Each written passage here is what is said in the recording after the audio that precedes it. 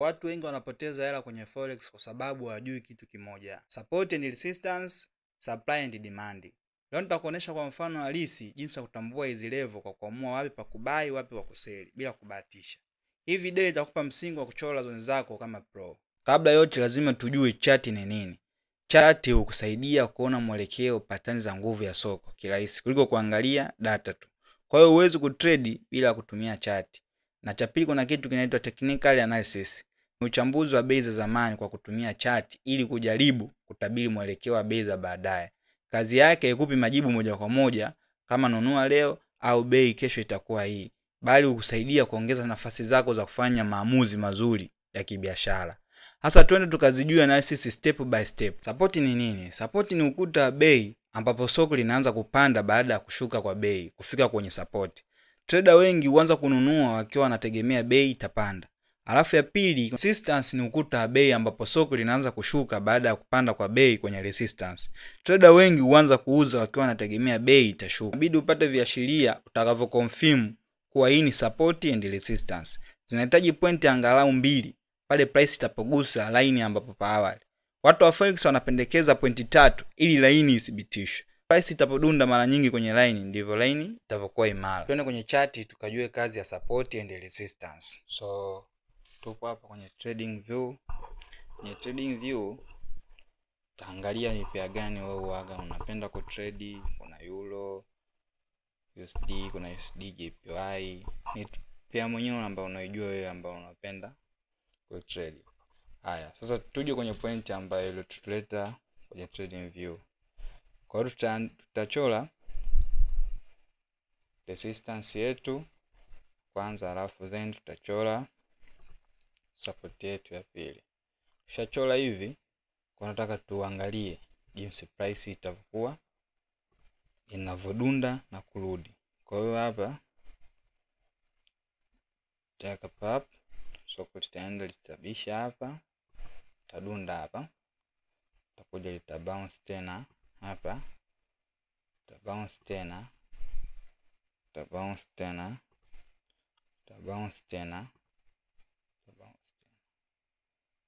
Kwa hapa buy wamepeleka price juu.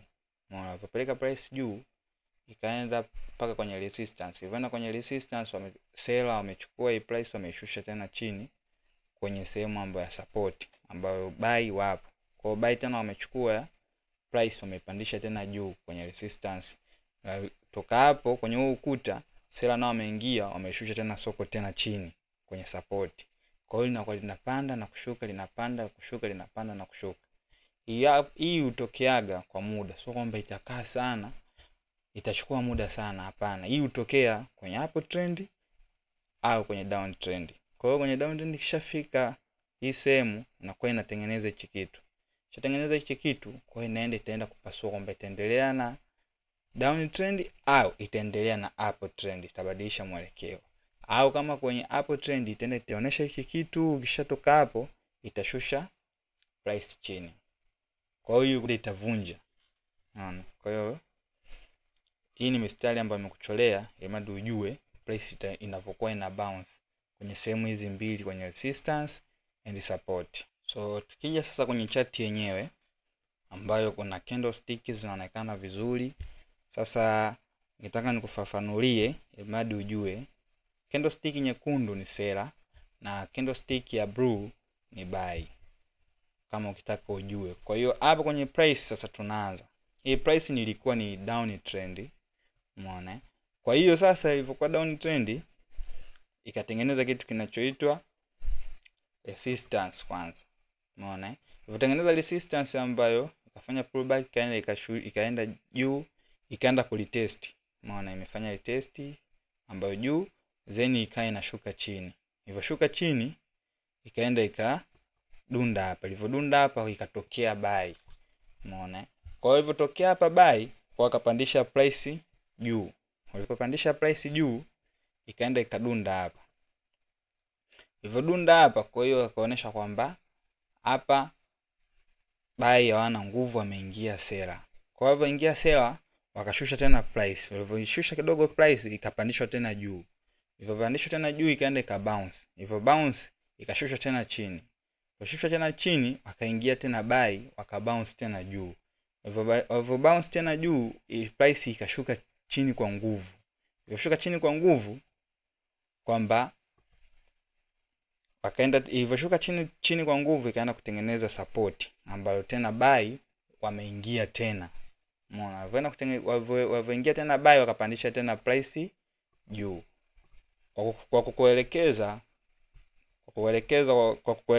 sasa hapa kwenye support ilipojengwa ya kwanza. Kwa hiyo buy hapa walivyoingia wakaenda walitaka wapasue ile resistance ambayo iliyojengwa. Lakini kadri wanajaribu kuvunja ndio resistance ndio ikawa inazidi kuwa na nguvu zaidi na zaidi. Kwa sababu imepasuliwa mara kwanza, mara pili, mara tatu. Kwa hiyo huu ni ukuta ambao wenye nguvu sana. Kwa hiyo price ikashushwa tena chini na sellers. Price chini zaidi wakaipandisha juu. Kwa hivyo pandisha juu, kwa hiyo ndio itaenda itarudishwa tena chini au itaenda itapasua itaendelea na nini na trend nyingine. Kwa hiyo hii ndio kitu kinachoitwa support and resistance, yani kubounce kwa bei. Bei inashuka kupanda, kushuka kupanda, kushuka kupanda. Umeona? Kwa ndio inavyokuwa hivyo. So kama nilivyokueleza, kwa hiyo price huaga ina bounce juu chini juu chini juu chini juu chini juu chini. Kwa hiyo hapa tulipofikia au tulipoishia kwamba price ilishuka tena chini imara kwenye support. Kutoka hapo ilivyoweka imara kwenye support, kwa hiyo price ikapanda tena juu. Ilivyopanda juu, kwa hapa ikaenda kulitesti hii resistance, lakini ikavunja. Ilivyovunja ikapasua paka juu.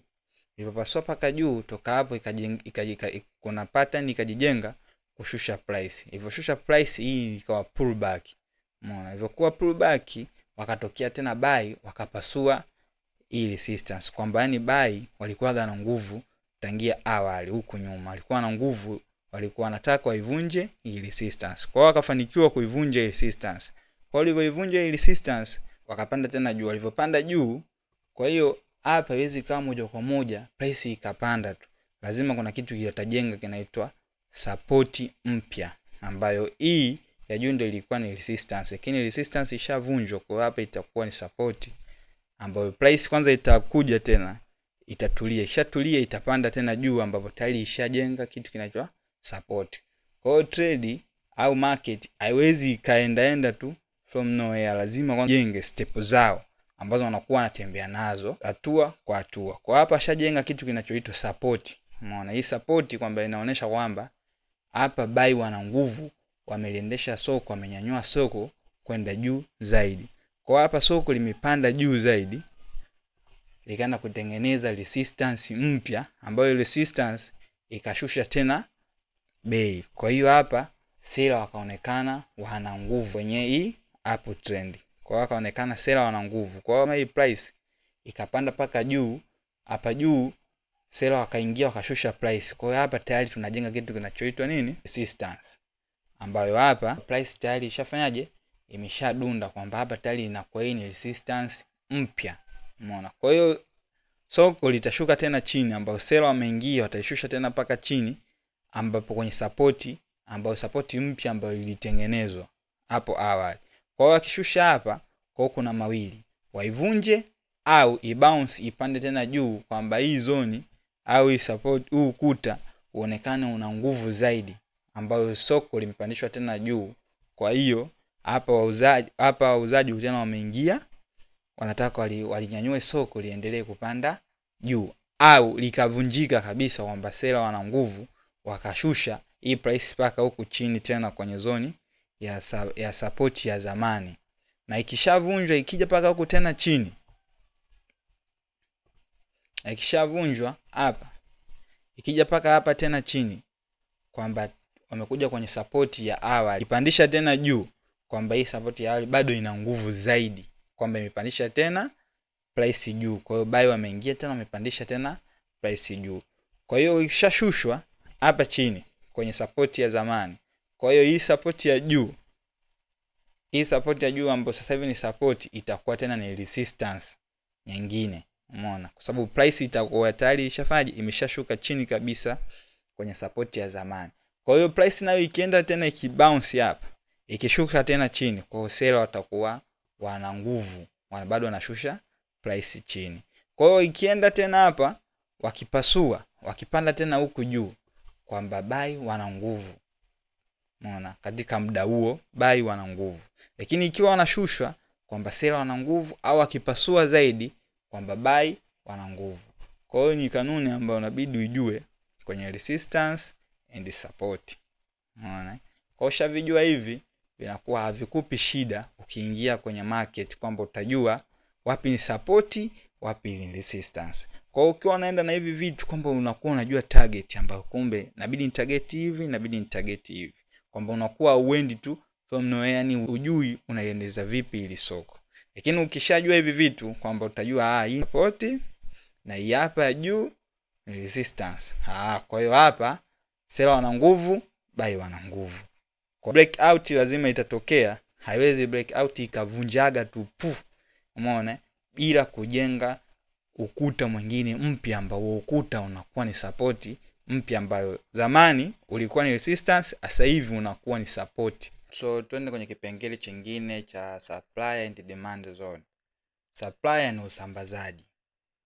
Supply ni nguvu kwanza ya wauzaji ambao ni seller, wanataka kuuza sarafu fulani. Mfano trader anataka kuuza USD, inaashiria usambazaji wa dola umeongezeka, kwa atapata opportunity ya seller.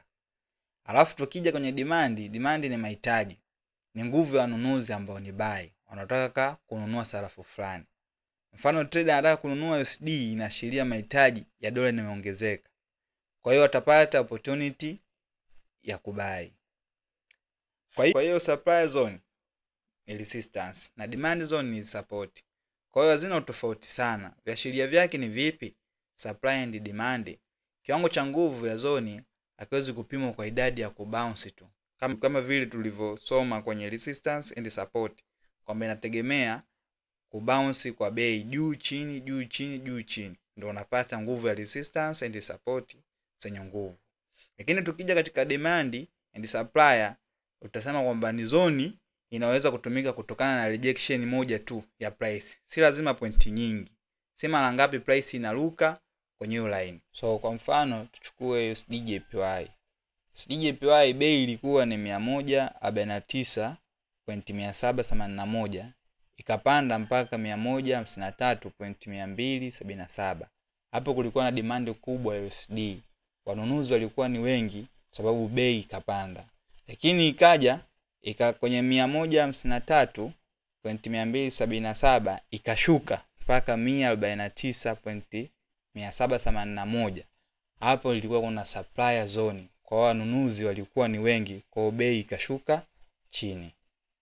Kwa hiyo kama ni trader lazima ujue sehemu ya kuingilia na target ambayo ni profit, ambapo utapanda kufungia, na stop loss ambayo utakuwa utaweka chini pale ulipoanza kununulia bei mpaka kwenye target yako ambayo ulitarget wewe kufikia. So twende kwenye kipengele kingine ambacho cha supply and demand.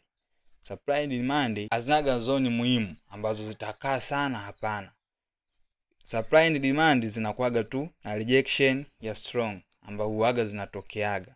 Labda kwa mfano tuseme price hapa ilikuwa imepanda juu, umeona, ikaja ikashuka paka hapa chini. Ilivyoshuka paka hapa chini ikatengeneza rejection ambayo ya candlestick. Kwa hiyo hii itaonekana ni kama zone ya demand.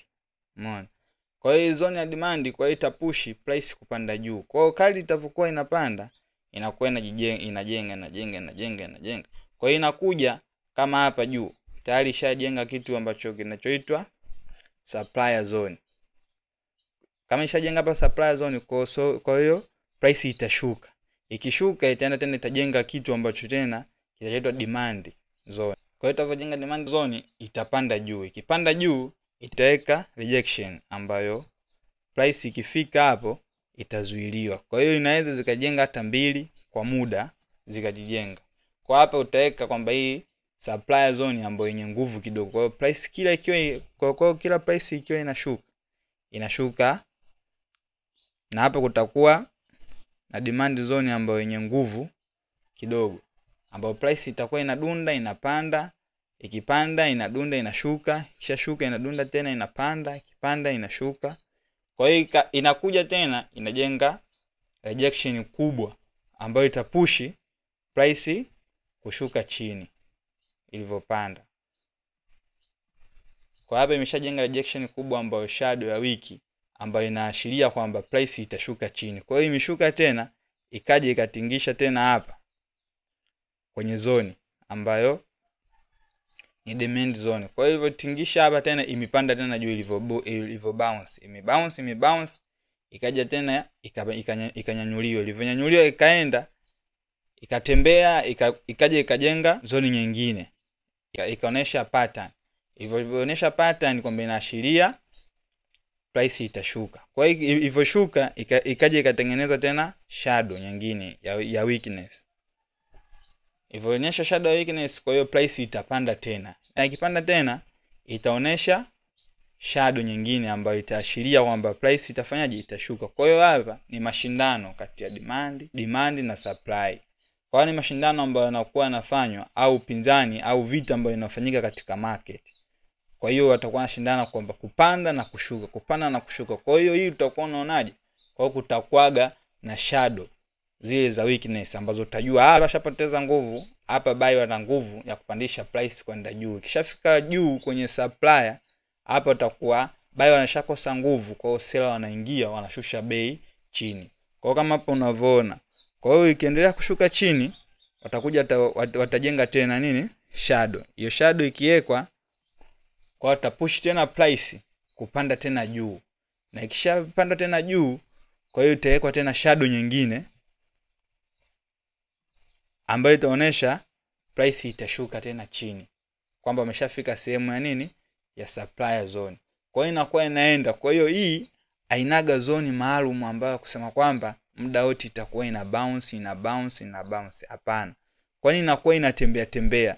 Lakini kuna sehemu labda ikifika ndio kuna kuaga na upinzani ambao utakuwa soko litabidi likae sawa sawa kusubiria nani atakuwa ni mshindo ambao kupeleka price kupanda au kushuka. Kwa hiyo inakuaga ina bounce. Kwa hiyo kisha bounce ndio hapa inatengeneza kitu kinachoitwa nini? Resistance and support ya kudumu kwa muda. Umeona? Kwa hapa itashusha tena. Watashuka kwenye demand. Kisha kwenye demand, kwa hiyo buy watapata nguvu. Akishapata nguvu watapanda juu. Watakipanda juu wataenda kwenye supply zone. Kishafika kwenye supply zone watashusha.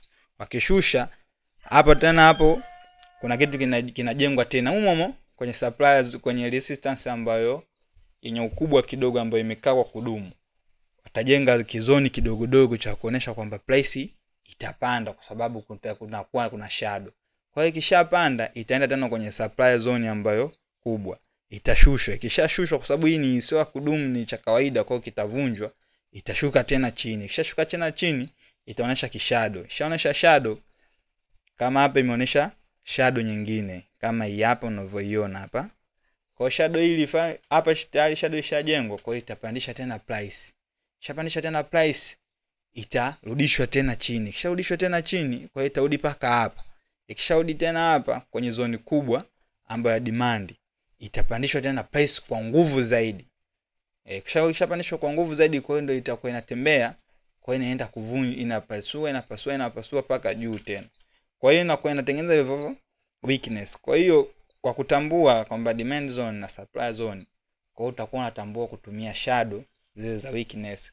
Pili hii cha kwanza haina zone maalum au haina resistance maalum kwamba hapa muda wote price ikifika itakuwa inadunda inarudi, itadunda inarudi. Hapana. Zaidi unakuwa unaona kwa shadow zile za weakness. Kwa hiyo shadow ya weakness ukiona, alafu pili itajijenga na kitu kinachoitwa candlestick pattern. Ikishajijenga candlestick pattern, kwa hapo utakuwa unaona kwamba price inaweza ikarudi. Lakini candlestick pattern zingine ni fake. Bali unakuwa unaangalia kwa muda huu zone iko wapi. Kwa hiyo sio kila sehemu utakuwa unajichukuliaga tu, unachukua target. Hapana. Unabidi uwe unaenda kwa target yako kwamba kuna zone fulani ikifika price kwenye zone labda ni yenye strong ambayo labda ilikuwa ni ya zamani kama hivi, ikifika hapo kutakuwa na uashiria mkubwa wa bei kufanyaje, kupanda juu. Kama ikishapanda juu hapo utakuwa na uashiria kushuka. Lakini ikibounce tena kwanza inapanda tena, kibounce ya pili. Kwa hapo acha kwanza mpaka ijishushe tena chini. Kishajishusha chini, labda ikajaribu kwenye zone ya chini kabisa demand. Kishajaribu kwenye demand kubwa, kwa hapo utapata uashiria kwamba hapa buys wana nguvu, kwa wanaweza kanyanyua ili soko kupanda juu zaidi. Kwa hiyo utaanza kuchukua target yako na kupanda na kupata profit. Hiyo ndio faida ya supply and demand, kwamba haina zoni maalum, kwamba haina yani kitu maalum cha kubounce hapana. Hii huwa inajijenga kutumia strong ya weakness, ambapo kuna candlestick ambayo unakuwa unaiona price ikiwa inadunda. Kwa hiyo hapa labda tufanye kimfano kwenye hii ilikuwa ni strong zone. Kwa hapa imegusa ile price ya zamani, imeenda kugusa supplier, hapa imeenda kugusa supplier zone ile ya zamani. Kwa hiyo hapa ikishagusa, kwa hiyo hapa seller wanakuwa na nguvu sana kulipushi soko kushuka tena chini, kwa sababu imetoka chini kabisa kwenye demand. Kwa hapa itapush tena soko kurudi chini. Kabla hajarudi chini, ndio kuna kitu hapa chengine kimejijenga cha demand zone. Kwa hiyo kadi itavyokuwa inapanda, inakuwa inajenga zone ndogo ndogo, zinakuwa zinajenga zone ndogo ndogo, zinakuwa zinajenga zone ndogo ndogo. Kwa hiyo kama ilikuwa uptrend pale mwanzo, uptrend ilipoanza, umeona, ndio inaenda itakuja itarudi tena chini pale uptrend ilipoanza. Kama ilikuwa downtrend pale ilipoanza, itaenda itarudi tena kwenye downtrend pale pale ilipoanza. Kwa soko linakuwa linaendaga hivyo. Kwa hiyo kuna zile zoni ambazo ndogo ndogo ambazo zinakuaga zinakaa, ambazo hizo zoni ndio zinakuwa kama zikiwa zinaenda kwenye uptrend, ambayo kama hii hapo unavyoiona ni uptrend ambayo inakuwa inaenda inashuka pullback, inaenda inashuka pullback, inaenda inashuka pullback. Sasa kwenye zile pullback ndio tunaita zoni ndogo ndogo ambazo zinakuwa zinajijenga, ambazo zinakuwa labda zoni za demand. Kwa hiyo price itapokuja kurudi kwenye ile zoni tena, hapo tutasema kwamba ile ya juu ni supplier zone. Kwa hiyo kama hapa price ikirudi, ikija ikibounce tena hapa, ikisha bounce tena hapa kwenye demand zone, kwa hiyo tunasema demand zone hii ni ina nguvu sana. Kwa hiyo hapa itaashiria kwamba soko litapanda tena juu.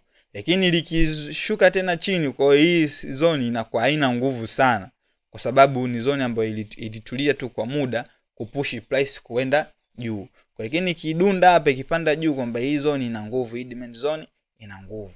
Kwa hiyo hapo utakuoshaelewa maana supply zone and demand zone. Supply and demand, kitu kingine cha kufahamu, unabidi ufahamu inaitwa fresh zone. Fresh zone ni zone mpya kabisa ambapo price haijawahi kurudi tena tangu ilipoondoka kwa nguvu mara ya kwanza. Fresh zone unajua unaipata wapi? Fresh zone lazima uipate kwenye 4 hour, kwa sababu ndio unakuwa unaona minara mikubwa kwamba hii price haijawahi kuguswa, kwamba fresh zone ni price ambayo haijaguswagwa, yani ilidunda mara moja na ikaondoka kwa nguvu. Kwa hiyo ile price ikirudi tena, hiyo inakuwa tena so fresh zone, umeona? Kwa hiyo hapo tukiangalia katika chart yetu, sehemu ambayo fresh zone ilikuwepo ni hapa, ambapo price haijawahi kufikaga hata mara moja. Kwa hapa ilipofika ikaja ikaondoka kwa nguvu. Kwa hivyo ondoka kwa nguvu, kwa hapa trader utajua kwamba fresh zone ni hii hapa ya juu. Kwa hiyo price ikaondoka kwa nguvu, ikaendelea kushuka chini. Kwa hiyo labda hii price ije iondoke kwa hapa, iende paka juu. Ikishafika labda hapa kutakuwa tena fresh zone imeshakufa, kwa sababu price imerudi mara ya pili.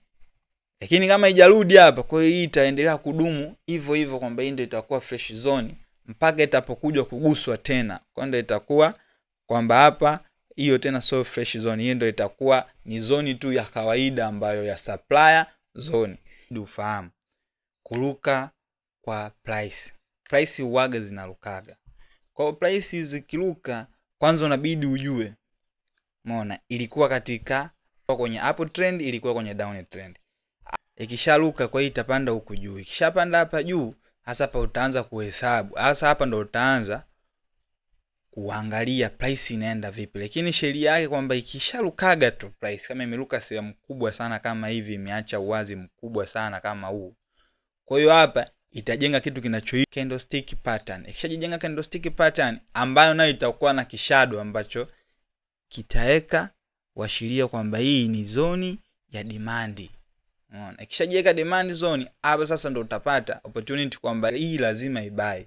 Kwa hiyo kama hii lazima ibai, kwa hiyo itaendelea itabai. Ikishabai, ikishafika hapa itarudi. Kama itajijenga, ikijijenga itarudi. Ikisharudi itaenda tena, itaenda kujaribu kama inaweza ikarudi ikapaka hapa ikapanda tena, au ikashuka tena chini zaidi hapa, kwamba hapa haijafika paka chini ya zone, ikashika paka hapa. Kwa hiyo hapa kuna kizoni kipi kimejengwa tena.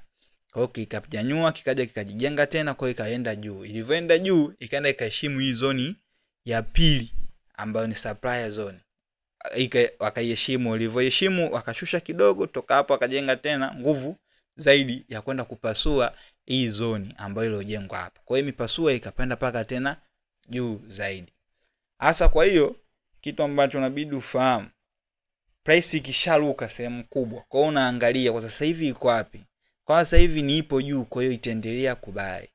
Kama kwa sasa hivi ipo chini, kwamba ilikuwa juu afu imeruka imeenda chini, kwa hiyo itaendelea kufaje? Kuseli kwa muda kidogo. Kwa hiyo inaweza ikabai kwa muda kidogo, toka hapo ikarudi chini. Unaona? Au inaweza ikabai kidogo kutoka hapo, au inaweza ikaseli kutoka hapo ikapanda tena juu. Lakini hapa tayari imeshaweka muundo mwingine. Lakini hapa unaona kwamba imesharudi. Inaanza kurudi taratibu. Kwa hiyo hapa ikisharudi kwamba inaweza tena ikafanyaje? Ikarudi tena huku chini, ikaendelea na mtiririko mwingine, au ikaendelea kubai. Tumia simu ukiwa una laptop, utatumia MetaTrader 4 au MetaTrader 5. Kwa hiyo utaenda kwenye chati yako, kuna maeneo hapa ya kulia, utabonyeza kwenye object, kwenye utaona mistari ambayo hapo utachagua mistari ambayo unaitwa horizontal line. Kwenye horizontal line utaweka kwenye chati yako sehemu ya support, utabonyeza kwamba hii ndio support yangu, nimetarget hapa, kwamba bei ikifika, ikigusa, ikipanda juu, hiyo ndio itakuwa support yangu. Na kutoka hapo utaenda tena kule kwenye object, ukibonyeza utaenda kuweka mstari juu ambapo bei ilipodunda, ambapo huku nitaweka resistance yangu. Kwa utakuwa unatumia hivi kwenye MetaTrader kujua kwamba hapa ni support, hapa resistance. Na kama unatumia laptop utatumia trading view ili madi kuangalia support and resistance. Kwa hiyo kama ulivyoona kwenye support and resistance, supply and demand inavyofanya kazi kwenye market. So video inayofuata tutazungumzia price action, jinsi ya kutambua mwelekeo wa bei. Hakikisha unabonyeza